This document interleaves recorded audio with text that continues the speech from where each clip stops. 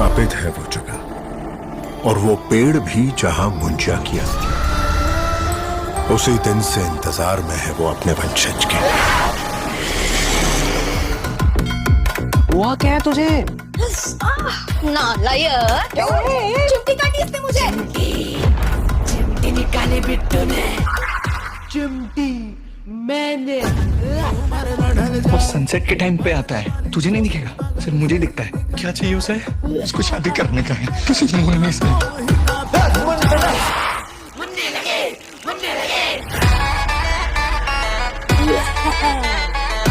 Are you sure you're not on drugs? तुम्हारा मुझे को ये एकदम बढ़ाएगा, लेकिन इसका चार्ज एक्स्ट्रा। साला माधर नंदन। मुन्नी हमारे गांव की है। उस गांव नहीं जाना। कब तक रोकोगे उसे? भूल गए क्या? पिछली बार गए तो क्या हुआ था? क्या हुआ था? नरबली! मैं मुन्नी के लिए कुछ भी कर सकता हूँ। बुड्ढी गीता छोड़ दे उसे, वरना क्या करेगी? सबर सर सबर, सबर का फल मीठा होता है। तेरे गुलाब जाम मीठे होंगे। खाओ।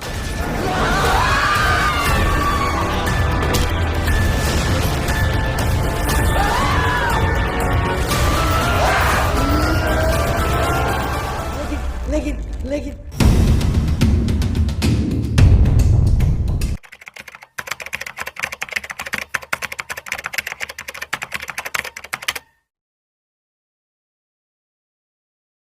ये चैनल केवल मनोरंजन के लिए है। हम किसी भी तरह के अंधश्रद्धा को बढ़ावा नहीं देते।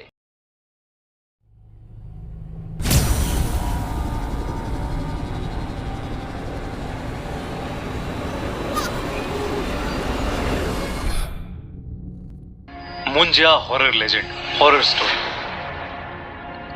कहते हैं कि जहां अच्छाई है वहां बुराई भी है, जहां रोशनी है वहां अंधेरा भी है। वैसे ही अगर देव है तो असुर भी।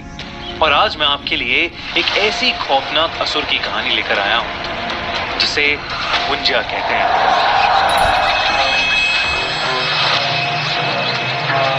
रिसेंटली मैंने एक नई मूवी मुंजा का ट्रेलर देखा, जिसे देखकर मैं बड़ा इंप्रेस हो गया। पहले तो मुझे लगा ये कोई फिक्शनल कैरेक्टर है, लेकिन जब मैंने मुंजा के बारे में रिसर्च की तो मुझे पता लगा कि वो कितना भयानक है।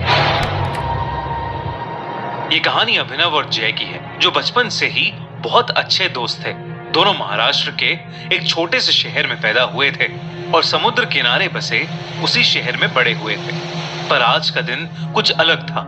आज अभिनव का 18th बर्थडे था। जय ने अभिनव के बर्थडे के लिए एक बहुत ही स्पेशल आइडिया सोच रखा था। वो अभिनव को रात 12 बजने से ठीक पहले ही एक बीच पर ले गया। पर 12 बजते ही जय ने अभिनव को हैप्पी बर्थडे विश किया और अपने बैग से एक शराब की बोतल निकाली। अभिनव वो बोतल देखकर थोड़ा चौंक गया।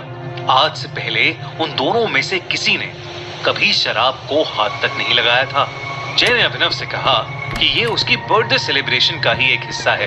अभिनव भी अपनी लाइफ में एक नया एक्सपीरियंस लेना चाहता था, इसलिए उसने जय की बात झट से मान ली। वो दोनों समुद्र के किनारे काफी देर तक बैठकर शराब पीते रहे। कुछ देर बाद जय को जोर से टॉयलेट आ गया।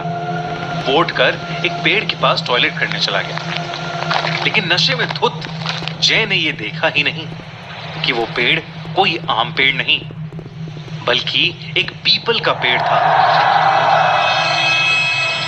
टॉयलेट करते हुए अचानक से जय के सर पर एक पत्थर आ पड़ा।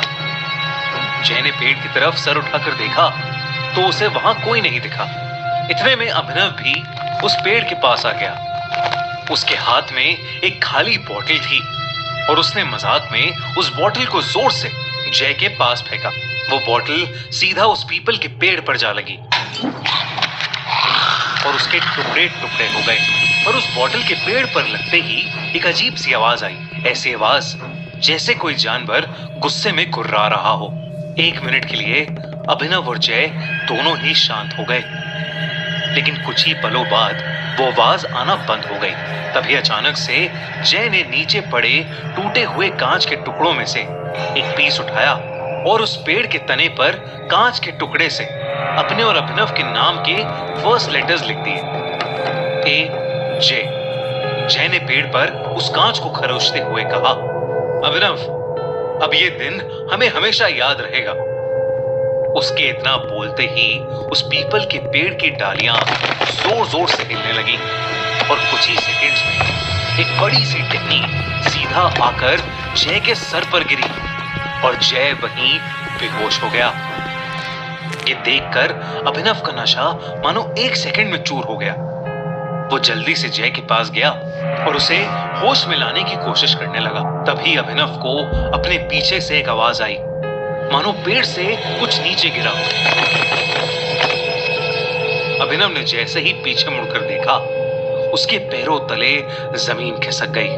उसके ठीक पीछे एक काली सी परछाई थी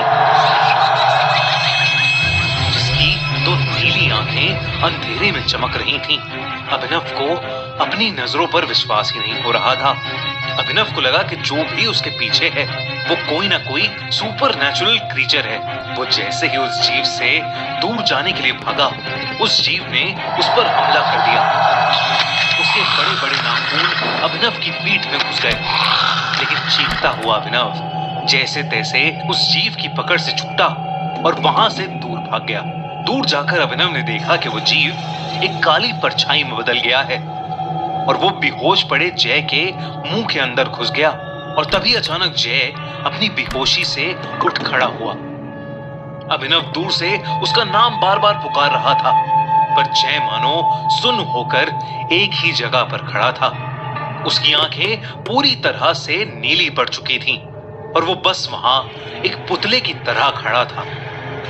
तभी अचानक से जय जमीन की तरफ झुका और उसने वहां पर पड़े टूटे हुए कांच का एक टुकड़ा उठा लिया और अपनी शर्ट फाड़कर अपनी छाती पर उसी कांच के टुकड़े से वो AJ लिखने लगा, ठीक वैसे ही जैसे उसने उस पीपल के पेड़ पर लिखा था। ये सब देखकर अभिनव की रूह कांप गई थी। सुबह के 5 बज चुके थे और समुद्र के ऊपर से अब सूरज उगता दिखने लगा था। जय के ऊपर जैसे ही सूरज की रोशनी गई, जय अचानक से होश में आ गया। ऐसा लग रहा था कि जैसे उसे अपने साथ हुई कोई भी चीज याद नहीं थी और वो अपने सीने पर बने घाव को देखकर बहुत ज्यादा घबरा गया था। उसके बाद वो दोनों चुपचाप अपने घर चले गए। उस दिन शाम होते ही जय की तबीयत खराब होने लगी। जय अपने बिस्तर पर लेट तो गया, पर उसे बिल्कुल भी नींद नहीं आ रही थी। उसके दिमाग से उस जीव की शक्ल निकल ही नहीं रही थी। तभी जय को अपने कमरे से किसी के गुर्राने की आवाज आई। आवाज ठीक वैसे ही थी जैसी उन्हें कल उस पेड़ के पास से आ रही थी। जय इतना घबरा गया कि उसने डर के मारे अपनी आंखें बंद कर लीं और चादर को अपने मुंह पर चढ़ा लिया। कुछ ही पलों बाद वो आवाज आना बंद हो गई और कमरे में एक सन्नाटा हो गया। जय का डर थोड़ा कम हुआ तो उसने अपने चेहरे से उस चादर को हटा लिया, लेकिन जैसे ही चादर को हटाकर जय ने अपनी आंखें खोली तो उसके दिल की धड़कनें लगभग रुक ही गईं। उसके कमरे की छत पर वही जीव बैठा था, लेकिन इस बार उसका खौफनाक चेहरा साफ साफ दिख रहा था। वो जीव एक भयानक राक्षस की तरह दिख रहा था। उसकी चमड़ी बिल्कुल पेड़ के तने जैसी थी और उसका चेहरा बिल्कुल एक छोटे बच्चे जैसा था। इससे पहले कि जय कुछ कर पाता, उस भयानक राक्षस ने जय पर अटैक कर दिया। उधर अभिनव बहुत घबराया हुआ था।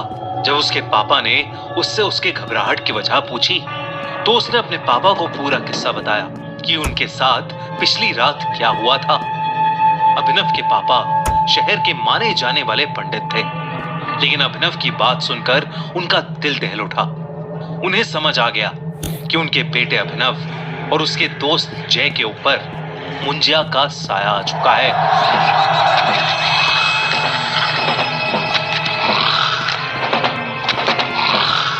उन्हें बताया कि मुंजिया एक ऐसा असुर है जो एक बार पीछे पड़ जाए तो पीढ़ियों तक पीछा नहीं छोड़ता। जब कोई बच्चा अपने मुंडन के 10 से 14 दिन के बीच किसी वजह से मर जाता है तो उसकी आत्मा मुंजा बन जाती है। मुंजा एक गुस्से से भरे बच्चे की तरह होता है और पीपल के पेड़ पर रहता है, और अगर कोई उस पीपल के पेड़ से छेड़खानी करे तो वो उस इंसान के पीछे पड़ जाता है। उन्होंने उसी वक्त अभिनव और जय को लेकर उस पेड़ के पास जाने का डिसीजन लिया। रात को अभिनव और उसके पापा जय के घर पहुंचे, पर वहां जो उन्हें दिखा उस पर किसी को विश्वास ही नहीं हुआ। जय की अपने बिस्तर में ही मौत हो चुकी थी।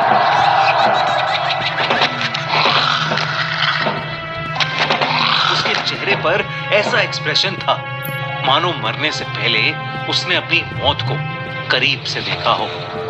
अभिनव के पिता ये देखकर चिंता में आ गए।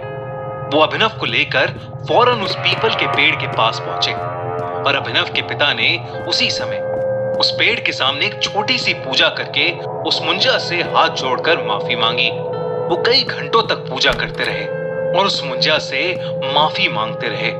जैसे ही सूर्य उदय हुआ वो दोनों अपने घर वापस आ गए। उस दिन के बाद से अभिनव को कभी वो मुंजा नहीं दिखा, लेकिन अभिनव ने अपने सबसे करीबी दोस्त को खो दिया था।